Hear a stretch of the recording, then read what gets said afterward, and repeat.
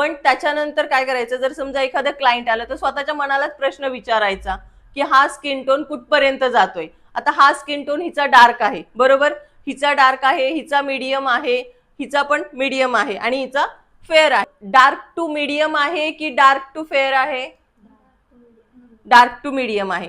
बरं, हिचा skin tone जर डार्क टू मीडियम आहे म्हणजे 8 नंबर पर्यंत हिचा स्किन टोन आहे. तर हिच्या स्किन टोनला आपल्याला थोडंसं फेअर करायचं, म्हणजे किती नंबरवर न्यायचंय तिला?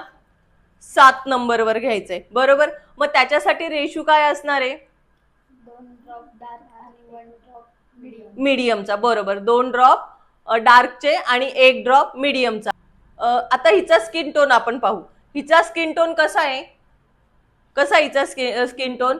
मीडियम टू फेअर पर्यंत जाते ही, म्हणजे हिचा स्किन टोन मीडियम आहे, म्हणजे हिचा स्किन टोन आहे 5 नंबरचा, बरोबर. मग 5 नंबरचा जर हिचा स्किन टोन आहे तर तुम्ही हिला 4 मध्ये नेणार की 6 मध्ये नेणार आहेत?